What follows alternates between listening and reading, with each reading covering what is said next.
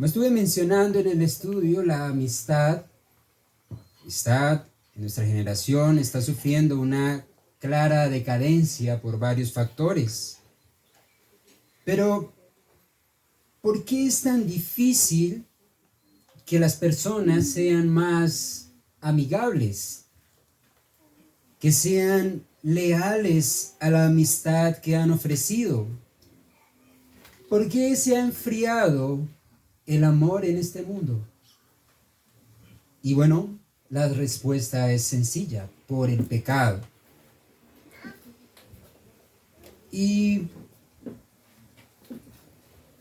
el primer lugar donde deben cultivarse las mejores amistades en una sociedad debería ser el hogar. Si alguien debe ser la persona más confidente para un hombre, debería ser su propia esposa. Esa debería ser la persona más íntima para un hombre, aquella con la que es una sola carne, con la que ha engendrado unos hijos, con la que tiene un pacto de comunión hasta la muerte.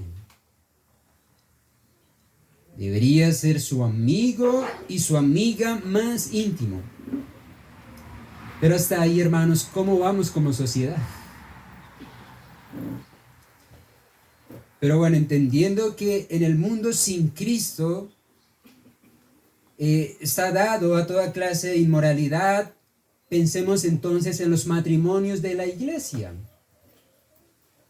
¿Cómo están los matrimonios de aquellos que han sido rescatados de ese mundo? ¿Será que podemos decir, como el poeta en Cantar de los Cantares, a nuestras esposas, o nuestras esposas pueden decir, como dice Cantar de los Cantares 2:10, mi amado habló y me dijo, levántate, oh amiga mía, hermosa mía, y ven? ¿Se respirará esa ternura entre los matrimonios bíblicos, cristianos? ¿Desea el esposo sentarse un tiempo con su esposa de manera habitual, hacerle confidente de sus pensamientos, de sus deseos, de sus oraciones, del conocimiento del Señor y de sus luchas en la fe? ¿Pueden nuestros hijos dar testimonio de el amor y la amistad que expresan sus padres? Creo, hermanos, que esta clase de amistad en el matrimonio hoy día ya es una utopía. Ya parece irrealizable, aún con vergüenza dentro de los círculos cristianos. Pero los que han entregado su vida a Cristo tienen la sal que preserva al mundo de esa corrupción. Creo, hermanos, que es una hipocresía y maldad muy grande mostrarse amigo fuera de su casa, pero con la persona que se tiene mayor intimidad, o con la que se debería, con la persona que más me conoce, sea cruel, sea iracundo, sea irresponsable, o ser irrespetuosa, ofensiva y rebelde. Ambos ser desentendidos del uno y del otro. No ver confianza. Y estoy seguro, hermanos, de que aquellos que viven un matrimonio así no son buenos amigos en ninguna parte. El que es así en su propio hogar, fuera de su hogar, es un mal amigo. No es de confiar. Y por supuesto estoy hablando de la responsabilidad que tiene cada uno, porque cuando no están en Cristo los dos, y es uno el que es creyente pero el otro no, aún así El que es creyente es llamado a vivir sabiamente con su esposa. Y la esposa en Cristo que tiene marido no creyente debe aprender a ganarse a su marido por su conducta.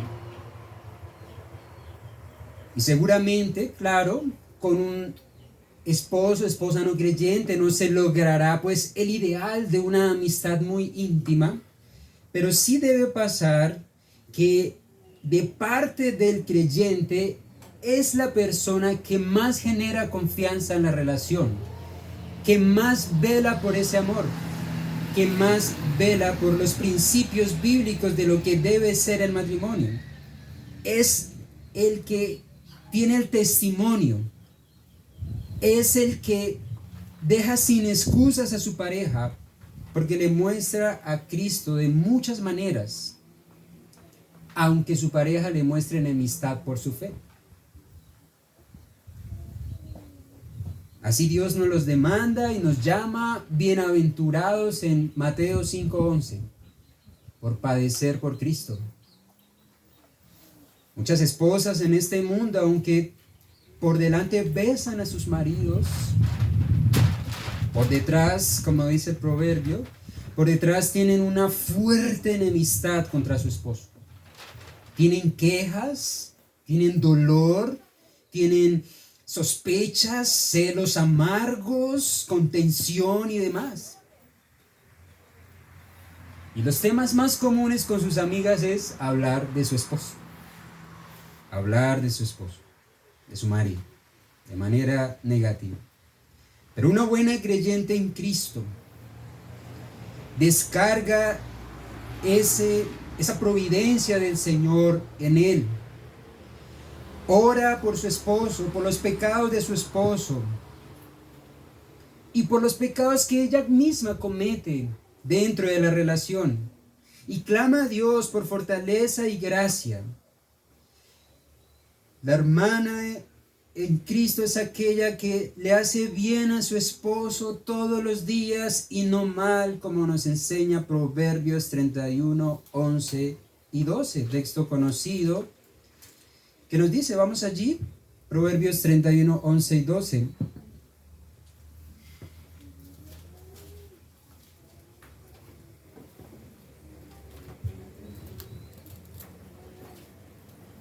El corazón de su marido está en ella confiado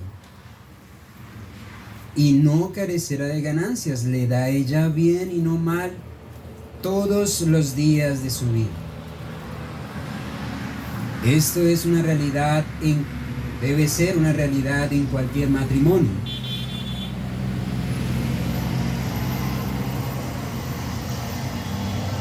También los esposos somos llamados a tener en honor a nuestras esposas, no en pasión de concupiscencia meramente como los gentiles. Esto lo dice 1 Tesalonicenses 4, del 4 al 5, donde nos habla de tener a nuestras esposas en alto honor.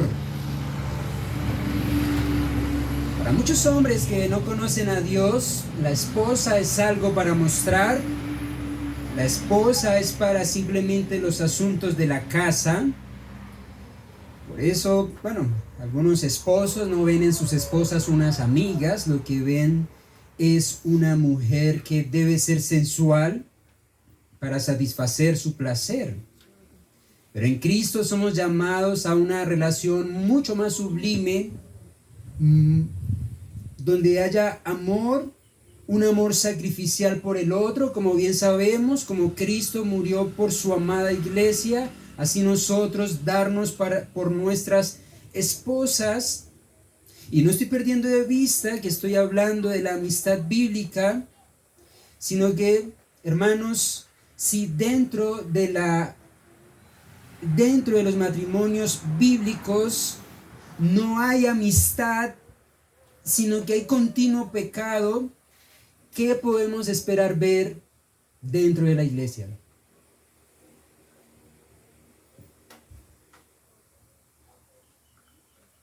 En la iglesia esperamos tener una amistad bíblica, pero hermanos, si en la propia casa no hay confianza, no hay práctica del amor, no hay lealtad, la iglesia solo va a ser una fachada de ser cristianos. En cuanto a los hijos de nuestra generación, especialmente de nuestro país, aquellos que aún dependen de sus padres están creciendo en hogares llenos de problemas, divorcios, hogares disfuncionales, viven con los tíos, viven con los abuelos, ven guerras internas en la familia, problemas entre hermanos, problemas con sus padres y afuera de sus casas un mundo de libertinaje que tiene sus brazos abiertos diciéndoles la fornicación es normal, las drogas son normales, las malas compañías no existen, dicen que eres rebelde, pero en realidad es que no te entienden. ¿Y dónde están la luz del mundo? El Señor bien nos enseñó que somos la luz del mundo. Somos responsables de mostrar la voluntad de Dios y debemos empezar mostrándole a Cristo a nuestros hijos. Dios nos ha dado ejemplo que siendo Él nuestro Padre Celestial, Él se acercó a Abraham y le hizo su amigo, o le ha llamado y le ha tenido por su amigo. Y también en Éxodo 33:11 nos dice que el Señor cuando hablaba con Moisés, hablaba cara a cara como cualquiera habla con su compañero o su amigo. Nuestros hijos, aunque deben aprender la honra a sus padres, el respeto, la sujeción, no por eso, hermanos, no debe ser amigo de su padre, porque tenemos el ejemplo del Señor. Parece que a veces no fuera compatible sujeción con amistad. Como si estar sujeto y honrar a los padres o estar sujeto a la esposa, al esposo, quitara la posibilidad de una amistad. Pero no, hermanos, la amistad sincera implica también humildad de ambas partes. Y tener humildad no quita autoridad. Darse como amigo a sus hijos y a su esposa no le quita autoridad. Más bien así es como el Señor se revela hacia nosotros. Cristo es nuestro Rey, pero también nos llama nuestro amigo. Y de la misma manera, nosotros estamos sujetos a Cristo, pero no es una sujeción servil y fría, sino en amor. Ambas cosas entonces deben ser ciertas con nuestros hijos y en el matrimonio. Ser un buen amigo no implica un desorden en los roles y en lo que le corresponde a cada uno. Aquellos padres que no solo han logrado que sus hijos le honren y le obedezcan, sino que también han logrado una relación amorosa, tierna, donde son confidentes de sus hijos, consejeros de sus hijos, que no hay duda, hermanos, que ese hijo, esa hija, acudirá a su padre cristiano o a su madre creyente, porque sabe que allí verá un buen consejo. Aunque a veces el consejo sepa el hijo que va en contra de lo que quiere en su corazón, pero su padre le ha ganado el corazón de tal manera que aunque el hijo sabe, va a sacar la Biblia y me va a hablar de Dios, aún así hay un grado de amistad que el hijo no podrá actuar sin hablar con sus padres creyentes.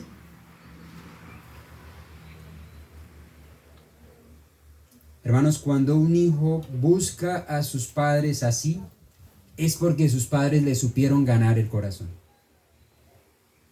De manera que aunque el hijo creció y salió de su casa, su alma no se ha roto de sus padres.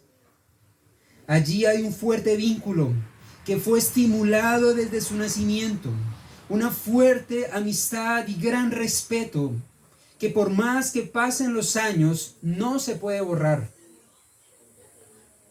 O bien dice Proverbios 22:6, instruye al niño en su camino y aun cuando fuere viejo no se apartará de él.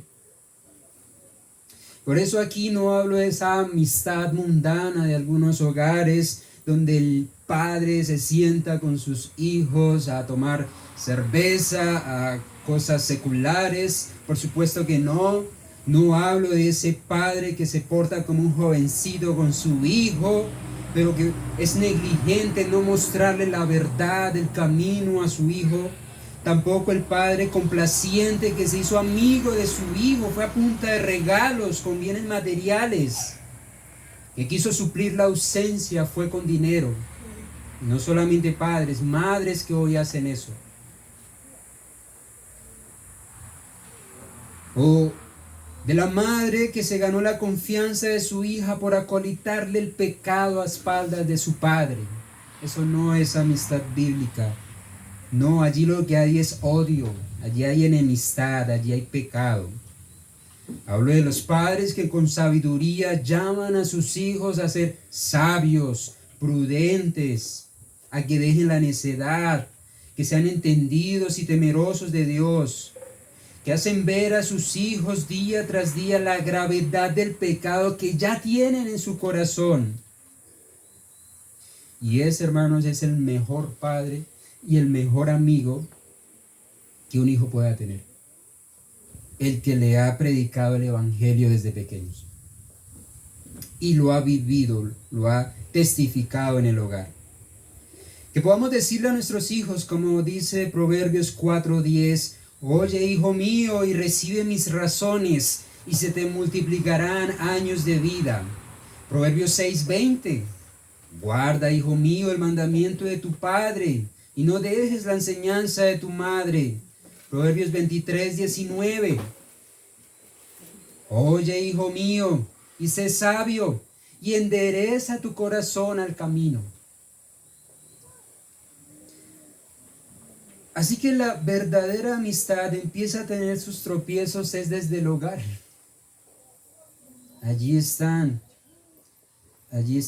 empiezan el pecado a querer obstaculizar una amistad bíblica.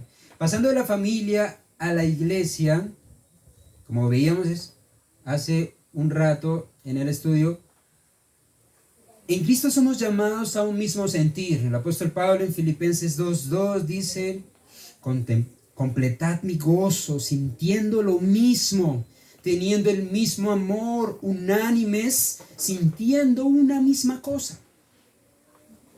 Y si vamos a Filipenses, capítulo 4, verso 2, el apóstol Pablo ruega a Evodia y a Síntique. ¿Qué les ruega? Que sean de un mismo sentir. Parece ser que había allí entre estas hermanas una situación de tensión, de división, que era tropiezo para la amistad bíblica, para ese mismo sentir en la congregación. Hermanos, y aunque el ideal de la iglesia es que se respire armonía entre los creyentes, como veíamos, como el hermano citaba al iniciar en el Salmo 133, por causa del pecado y las debilidades que traemos cada uno de nosotros, entre hermanos podemos ver ofensas, diferencias de opinión, altibajos en los ánimos, cambios en la disposición, y eso generar otros problemas por no atenderlo a tiempo, disensiones, murmuración, quejas y demás.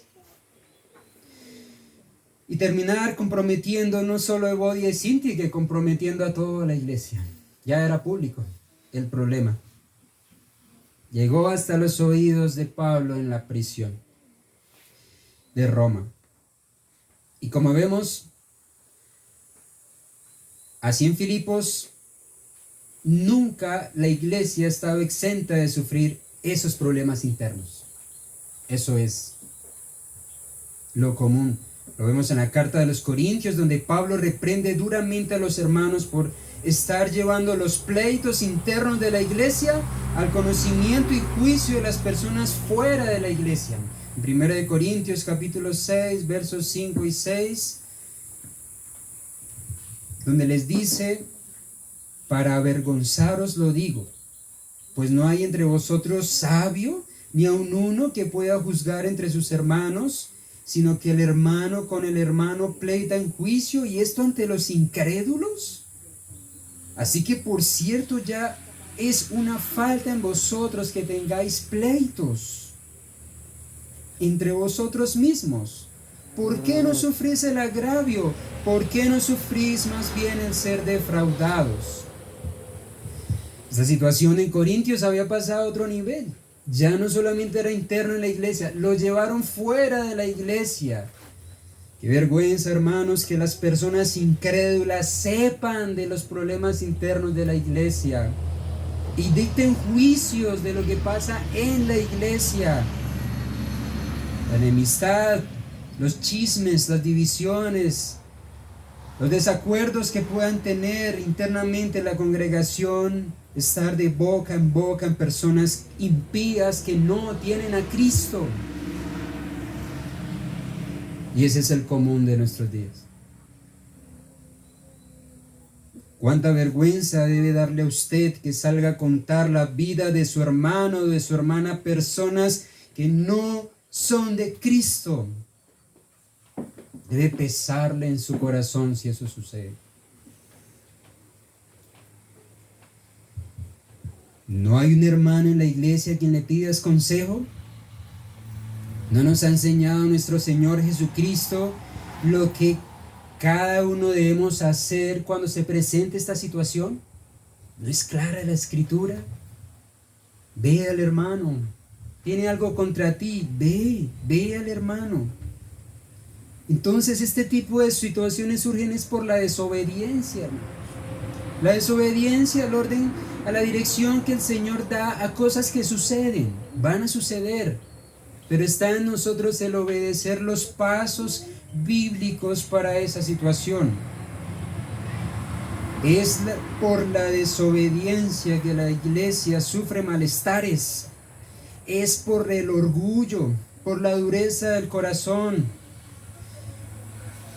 que siendo uno ofendido no tiene la humildad y el amor en Cristo con el hermano, acercarse prontamente antes de que el diablo tome lugar, antes de que la ira pase al otro día y se oculte el sol sobre nuestro enojo y la carne aflore prontamente su pecado y los pensamientos empiecen a dar vueltas y a tomar conclusiones lejanas a la realidad. En vez de decirle: amado hermano, en Cristo, del amor de Cristo, quiero preguntarte algo. Si en algo te ofendí, si algo hice que esté causando malestar entre los dos, te pido, hermano, hermana, dígamelo antes de que el pecado tome lugar. ¿Cómo puedo restaurar si en algo te molesté o te afecté? Perdóname.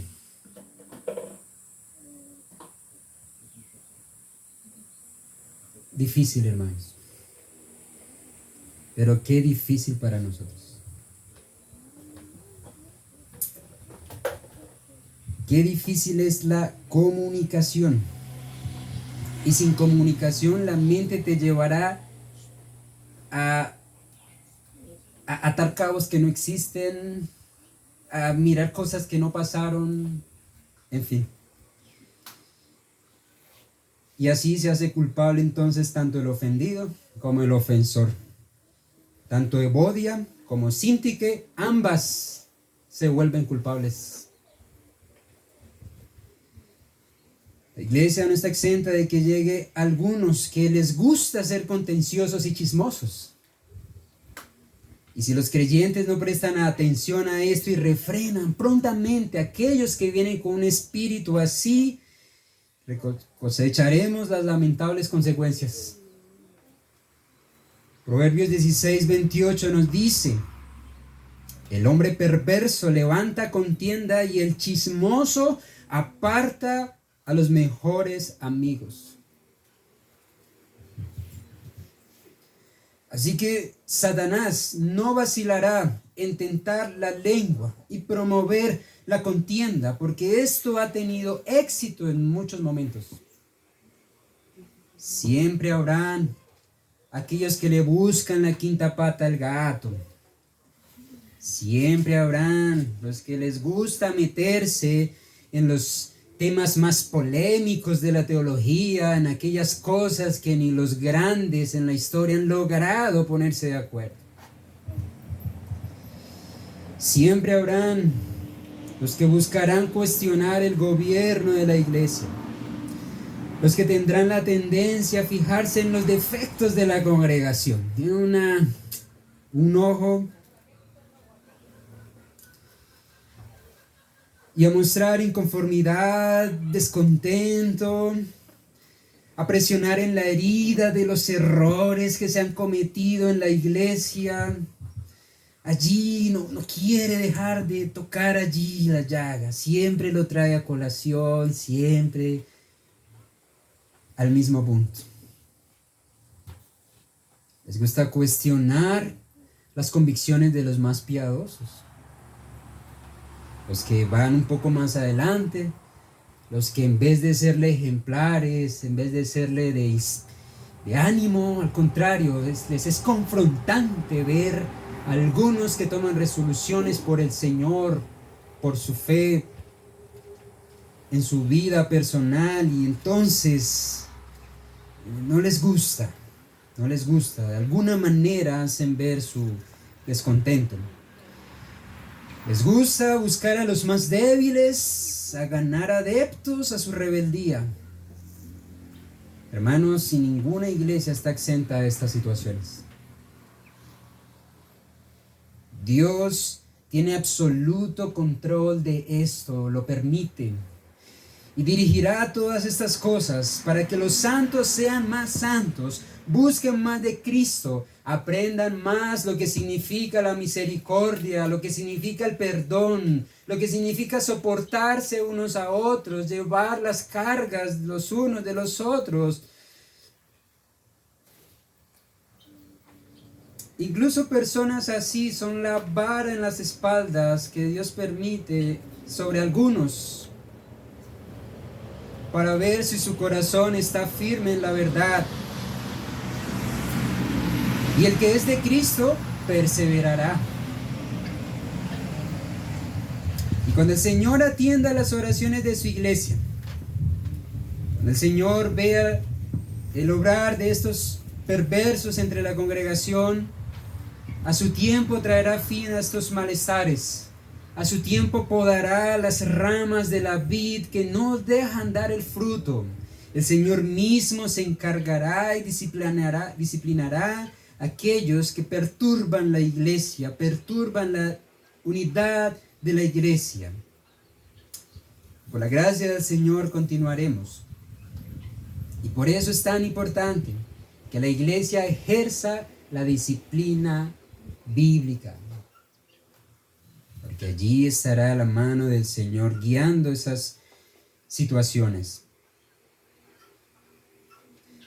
Y que la iglesia pueda purificarse, salir de aquellos que no están en Cristo. Como dice 1 Corintios 11:15, con todo eso, si alguno quiere ser contencioso, nosotros no tenemos tal costumbre, ni las iglesias de Dios. Así debe ser en nuestra iglesia. Estas cosas que afectan a la iglesia deben ser pronto tratadas. Y por eso el apóstol Pablo anima al hermano que recibe la carta a los filipenses. Al parecer el pastor, el anciano de esa iglesia, le anima a que ayude a las hermanas, a Evodia y a Sinti, que ayuda a estas hermanas que combatieron conmigo para esa reconciliación.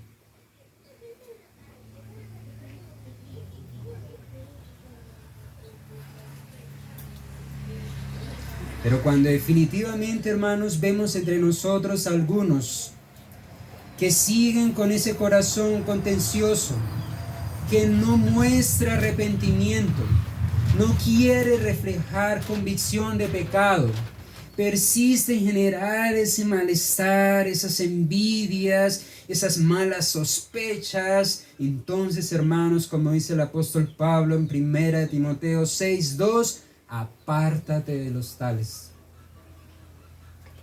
Apártate de los tales. Atentar contra las doctrinas bíblicas, como atentar contra la comunión fraternal de la iglesia, debe ser una persona apartada de la congregación si no cede al arrepentimiento. Como comenta alguno, la amistad es uno de los vínculos que el Señor usa para fortalecer a su pueblo. Si no prestamos atención a esta gracia del Señor, la iglesia misma se verá afectada en un empobrecimiento en las relaciones como hermanos.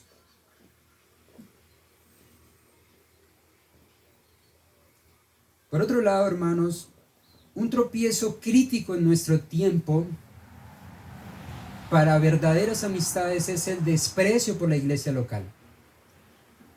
La iglesia está compuesta de pecadores redimidos que, aunque tenemos lucha férrea contra nuestros propios pecados, y esos pecados en ocasión se hacen ver entre nosotros, notamos entre nosotros los pecados que nos caracterizan. Aún así, Dios ha querido que la iglesia, que se compone de pecadores redimidos, sea un medio de gracia para que avancemos en santidad. Un medio importante de gracia para que seamos cada vez más santos y juntos lleguemos a la estatura del varón perfecto, Cristo Jesús. Por eso es tan importante no dejar de congregarnos como algunos tienen por costumbre, porque es en la comunión unos con otros que también somos perfeccionados. La presencia especial de Dios viene a nosotros y edifica su iglesia.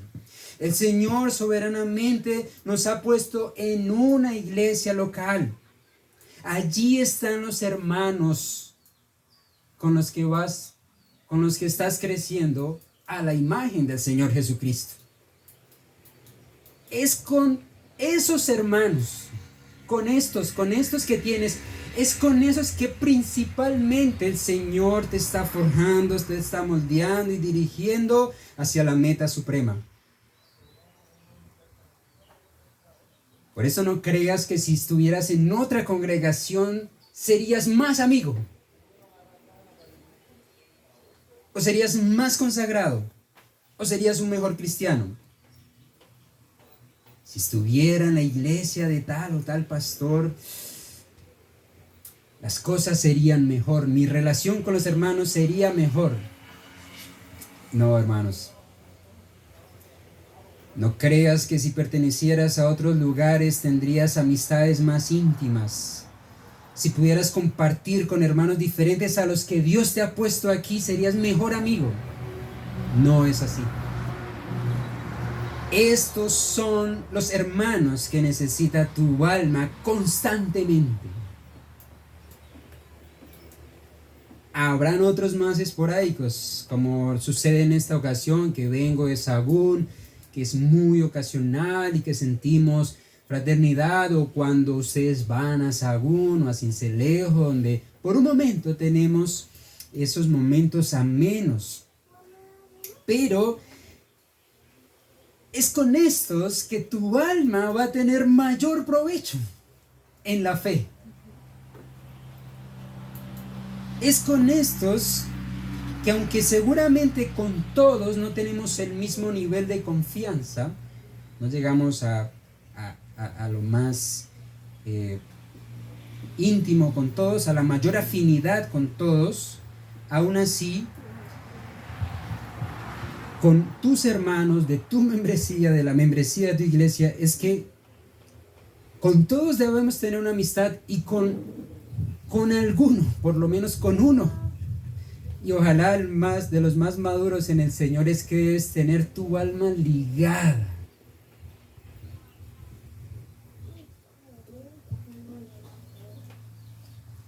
Para que compartas pensamientos rectos acerca de la vida en Cristo. Si eres de aquellos que solo compartes con los hermanos de la iglesia en el culto, pero fuera de la iglesia nunca tienes un acercamiento, no sabes ni dónde viven, no sabes ni, algunas veces ni saben qué trabaja o qué dificultades tienen, tampoco es de tu interés. No sabes si aquel que vi enfermo, que dijeron que estaba enfermo, ya mejoraría. No sabes qué pruebas tienen, no sabes cómo se compone su familia, si todos son creyentes, si nunca has compartido un almuerzo con un hermano, allí hay mucha frialdad, hermano. Entonces serás un creyente muy solitario y muy vulnerable cuando la Biblia nos dice que mejores son dos que uno. Hermanos amados, debemos examinar nuestro caminar. No te conformes con una participación indiferente y fría con la iglesia, porque eso puede estar indicando que tu relación con Dios puede ser un mero formalismo. Si solo te conformas con una relación dominical y solo de culto con los cristianos, los creyentes, puede ser que, o muy seguramente, tu relación con Dios es así de cuadriculada y selectiva, o religiosidad, para que se entienda mejor. Si no hay una comunión con tus hermanos, es porque tu comunión con Dios es pobre. Pasa el tiempo y solo te vemos el domingo sentado, me saludaste y sé que existes.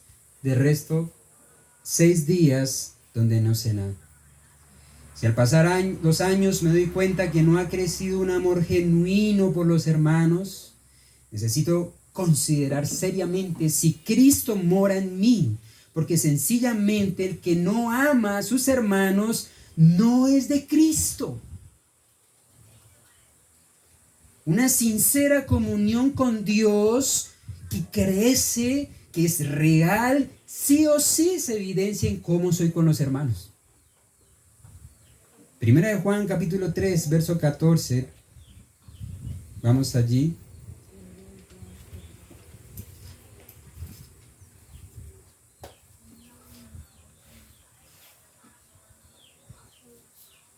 Primer libro de Juan, capítulo 3, verso 14, nos dice: nosotros sabemos que hemos pasado de muerte a vida en que amamos a los hermanos. El que no ama a su hermano permanece en muerte. Verso 16. En esto hemos conocido el amor, en que Él puso su vida por nosotros, Cristo. También nosotros debemos poner nuestras vidas por los hermanos. Pasaje paralelo a que nadie tiene mayor amor que este, que uno ponga su vida por sus amigos. De manera que una evidencia clara de que verdaderamente has creído en Cristo es por cómo es tu relación con la iglesia. Por eso cuando alguno es intermitente en congregarse o se congrega, pero su actitud parece mostrar que prontamente quiere irse a su casa, muy seguramente es porque aún no ha entendido el evangelio de Cristo. Necesita ir en oración al Señor y clamar, porque te cambia el corazón. Necesitas primeramente entregarte a Dios, para así, una vez contemplando cómo Cristo dio su vida por mí, así también yo dé mi vida por mis hermanos. Eso no tiene nada que ver a que usted venga solo el domingo a saludar. Juan 3, versos 17 y 18 nos dice: pero el que tiene bienes de este mundo y ve a su hermano tener necesidad y cierra contra él su corazón, ¿cómo mora el amor de Dios en él? Hijitos míos, no amemos de palabra ni de lengua, sino de hecho y en verdad.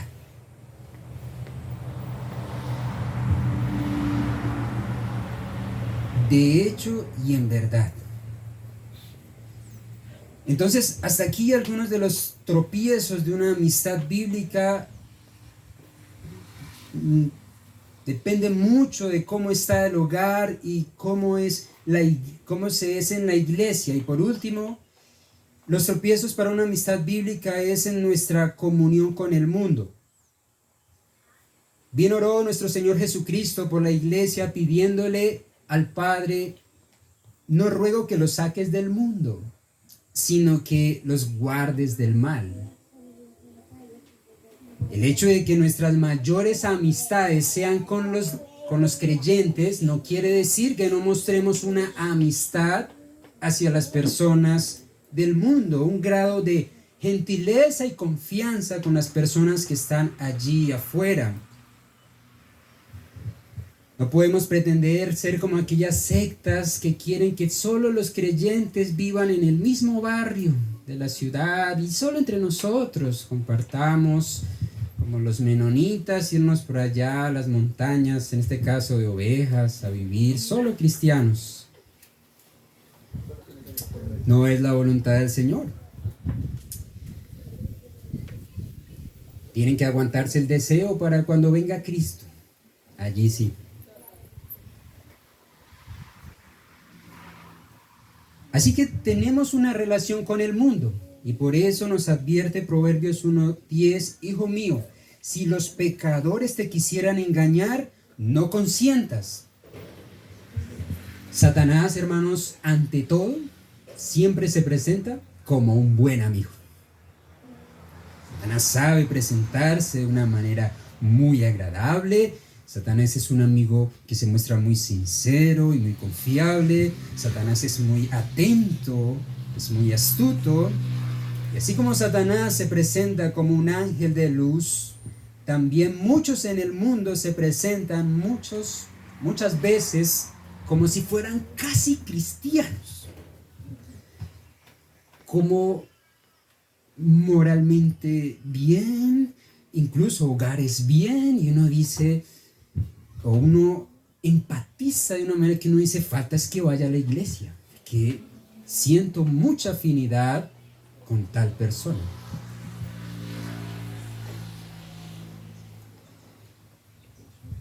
El problema es cuando estos logran ganar el corazón de los hermanos. Y en vez de convertirse ellos a Cristo, el que va a la iglesia empieza a hacerse como ellos. Y por eso bien advierte el apóstol Pablo: no erréis. Las malas conversaciones corrompen las buenas costumbres. Son personas del mundo. No lo pierdas de vista. La Biblia de Jerusalén dice: no os engañéis, las malas compañías corrompen las buenas costumbres. Hermanos, tarde que temprano, aquellos que se muestran muy confiables en el mundo, en algunas áreas, tarde que temprano, si tú ligas tu corazón a ellos, influirán en ti. Como se comenta, la indulgencia con las malas compañías, o en otras palabras, esa tendencia a disimular el pecado o las faltas de alguien que es amigo, a hacernos los de la vista gorda con cosas que son pecado de esos amigos, esa tolerancia de malas compañías tiene un efecto destructivo en el desarrollo de una vida de bondad y virtud. Por eso, hermanos, a veces pecamos es por la falta de sobriedad y vigilancia en nuestras relaciones. Hace que terminemos abriendo el corazón a quienes no es debido. Y una vez entrelazamos nuestra amistad con alguien que no tiene a Cristo, entonces se verán tus decisiones, entonces se verá en tu carácter y se verá en tus pensamientos, en tu manera de pensar. Y empezarás a tener luchas a como piensan los hermanos en la fe, a como ves que piensan ellos. Vamos a Proverbios 22, 24 al 25.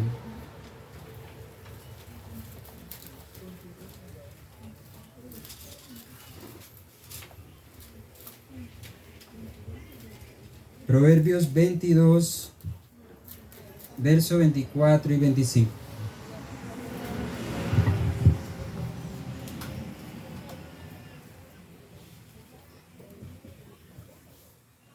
Nos dice: no te entremetas con el iracundo, ni te acompañes con el hombre de enojos, no sea que aprendas sus maneras y tomes lazo para tu alma.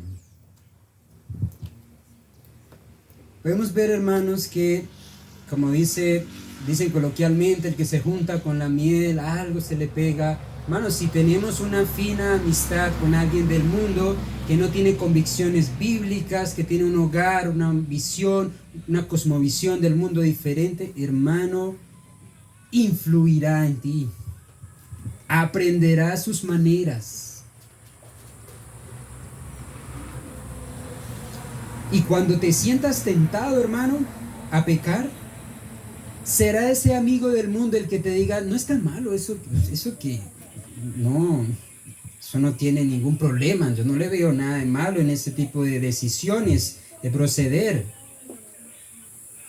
Y por tu propio pecado, hermano, cuando tienes amistades así y amistades distantes con los de la iglesia, preferirás, cuando estés en pecado y se te esté nublando la vista, preferirás el consejo de ese amigo que el consejo del pastor, que el consejo del hermano o de la hermana. Tu corazón mismo te inclinará a contarle mejor primero a tu amigo. Y se hará ver que no has cultivado una amistad bíblica. Tenemos un caso similar, segundo de Samuel, capítulo 13.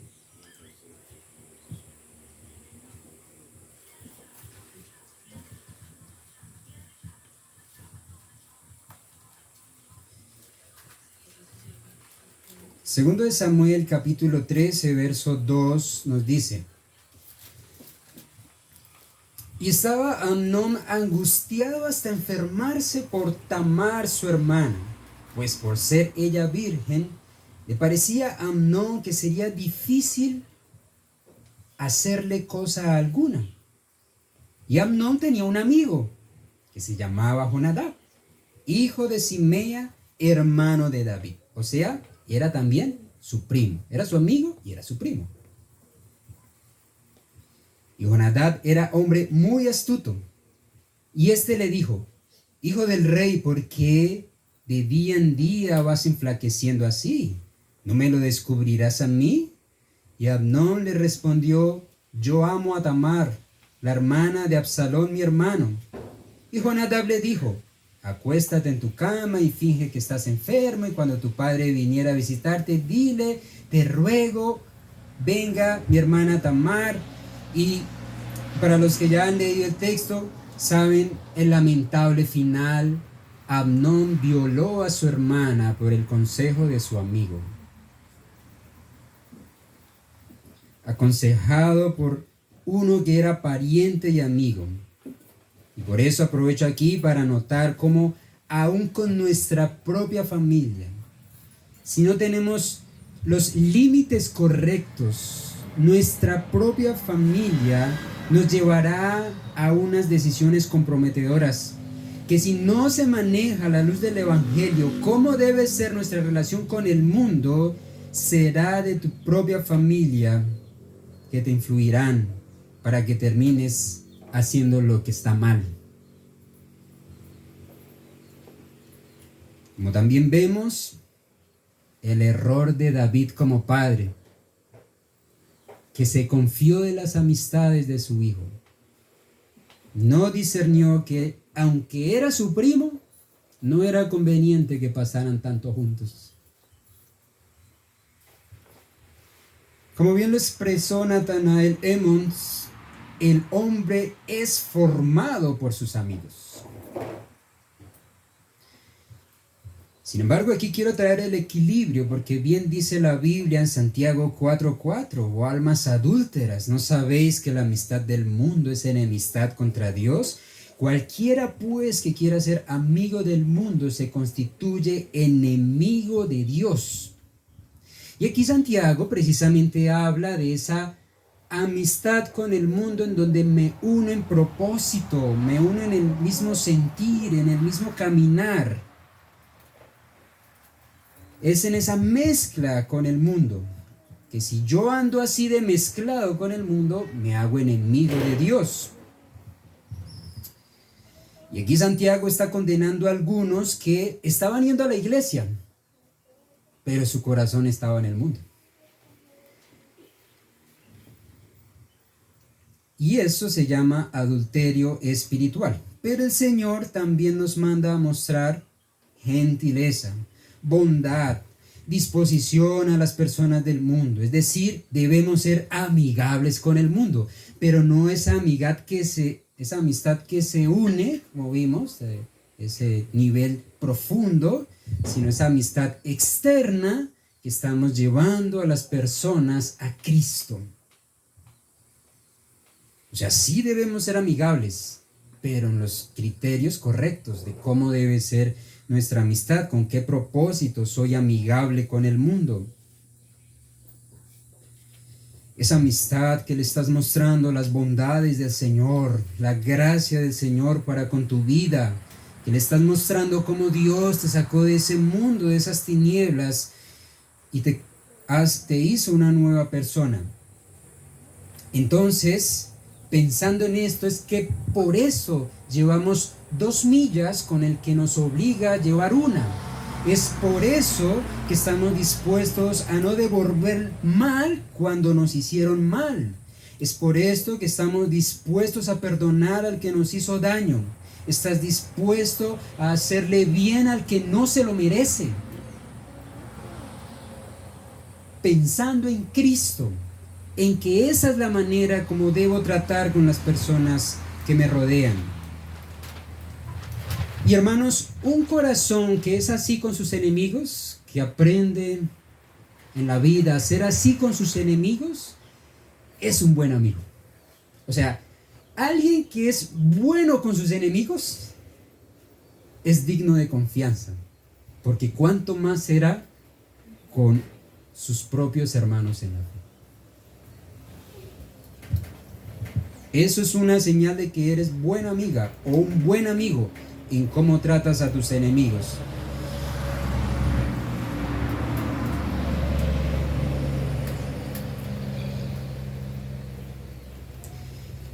Entonces podemos concluir que es un tropiezo formar una amistad profunda con alguien que tiene su corazón en el mundo, pero también es un tropiezo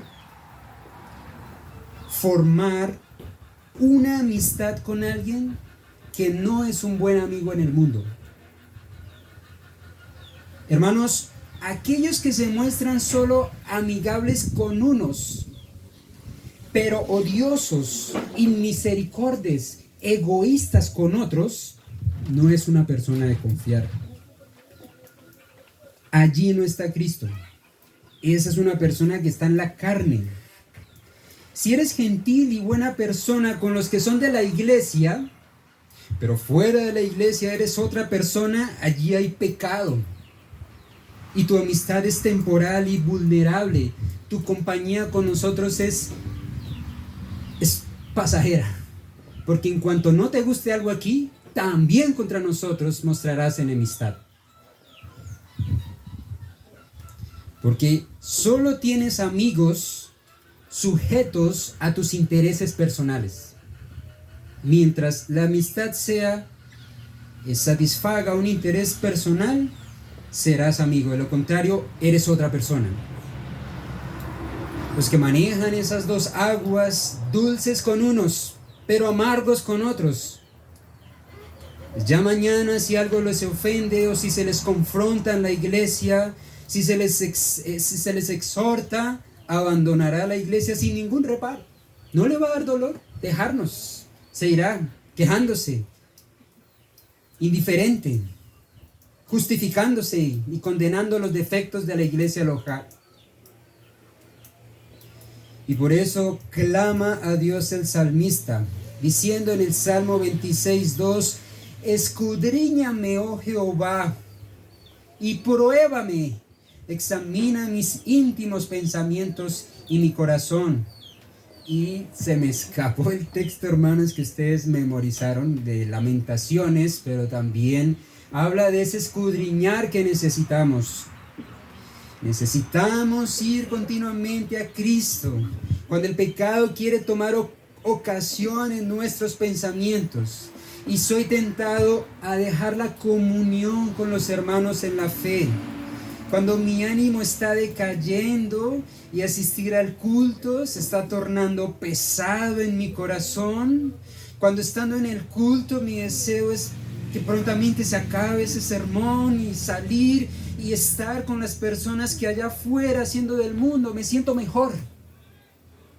Debo pedirle al Señor, escudriñame mi corazón, examina, oh Dios, y pruébame mis íntimos pensamientos.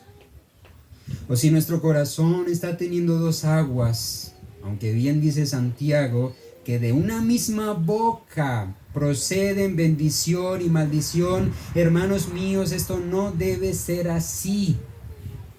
No debe ser así, que algunos aquí con su boca, Dios, bendición, gracias, sí, amén, por fuera maldición.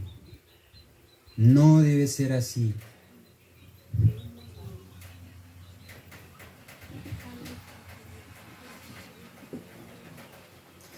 Hermanos, como mencionaba, un corazón así no cambia por el lugar. Allá en Sagún usted también tendría problemas. O si se va para Sincelejo, allá también va a tener problemas. Me voy para Cartagena, allá los hermanos, hablo con ellos y me siento mejor. Deja que te conozcan y tú los conozcas y tendrás problemas, porque eso no va en el lugar, eso va en el corazón.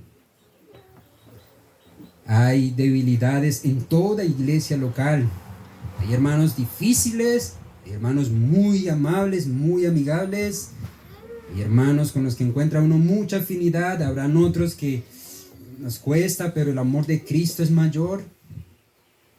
Entonces, si estoy teniendo problemas en mi iglesia local donde el Señor me ha puesto, debo examinarme, clamar al Señor por ello. Quiero ir finalizando, hermanos, resaltando el valor de la amistad bíblica.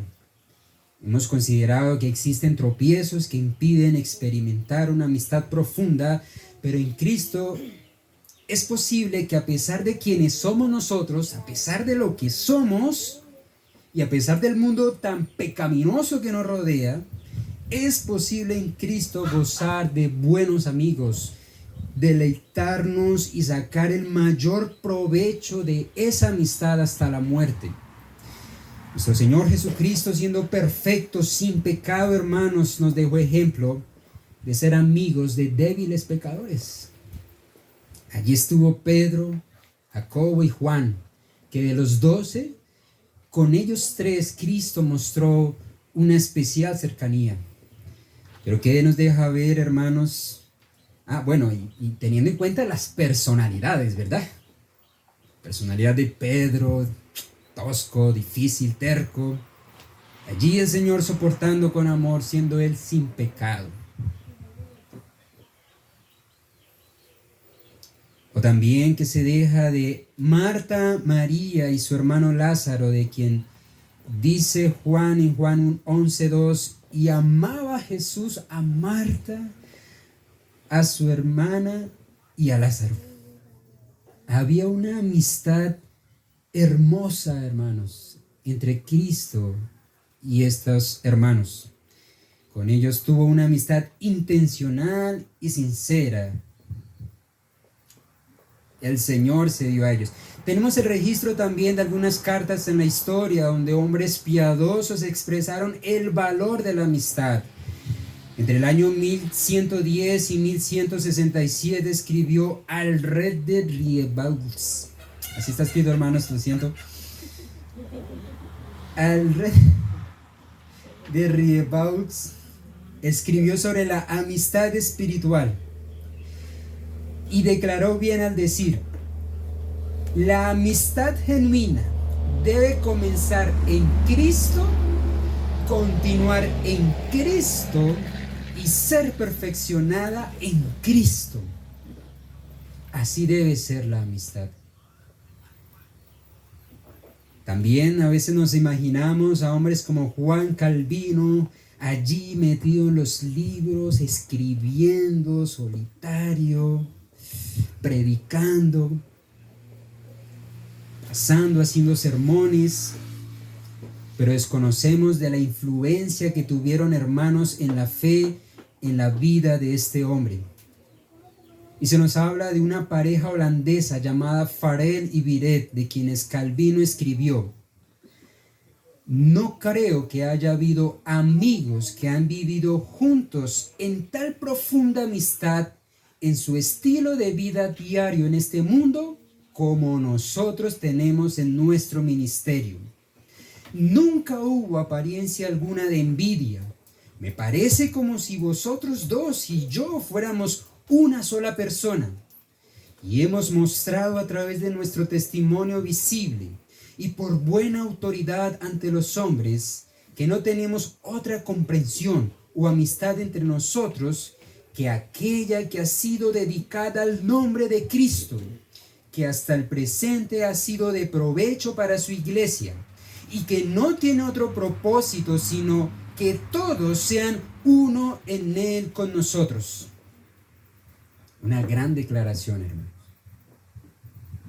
El 23 de enero de 1756 escribió Esther Edwards Burns: nada es más refrescante para el alma, salvo la comunión con Dios mismo, que la compañía y sociedad de un amigo.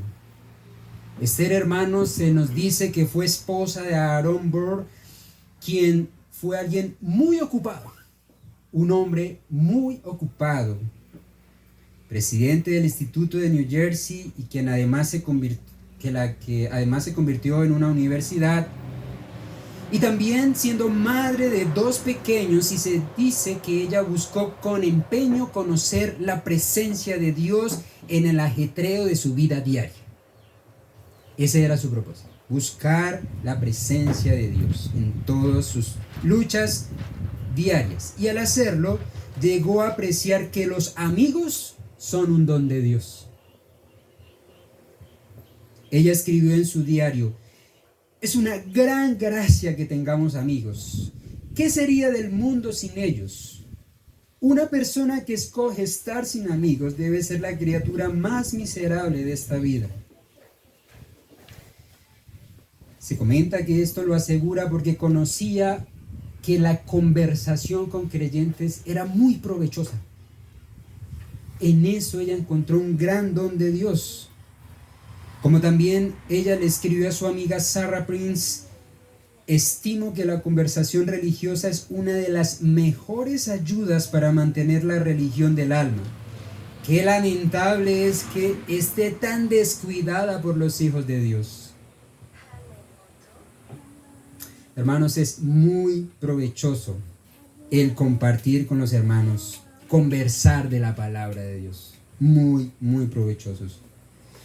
Hermanos, no nos queda sino meditar en todas estas cosas. Debemos observar cómo Cristo ha transformado mi carácter, mi disposición, cómo Cristo ha cambiado los afectos de mi alma, y eso se refleja en mi familia, eso se refleja en mi relación con mi prójimo, y de manera muy especial se refleja lo que Cristo es en ti y lo que amas a Cristo en cómo es tu relación con la iglesia. ¿Qué conversaciones tienes, hermanos, con tus hermanos en la fe? ¿Has abierto tu alma con ellos? Aparte de las cosas de este mundo, que es bueno compartirlas. Es bueno hablar de las cosas de la vida diaria, de los gustos, de las decisiones, de cosas de nuestra vida diaria. También conversas de la Biblia. Hablar con ellos te ayuda a aborrecer el pecado. Conversar con ellos te fortalece en tu relación con Dios. El amor por tus hermanos te ha impulsado a confrontar el pecado como Natán enfrentó al rey David, siendo Natán un amigo muy íntimo de David, pero cuando fue necesario, allí Natán se paró frente al rey y le expuso su pecado. Un verdadero amigo. Hermano, ¿cuánto valor entonces hay en seguir avanzando en este mundo, pero con amistades bíblicas? Dios bendice a la iglesia, Dios se glorifica, y debemos velar porque nuestra iglesia sea, como dijo el salmista, mirad cuán bueno y cuán delicioso es habitar los hermanos juntos en armonía. Oremos, hermanos.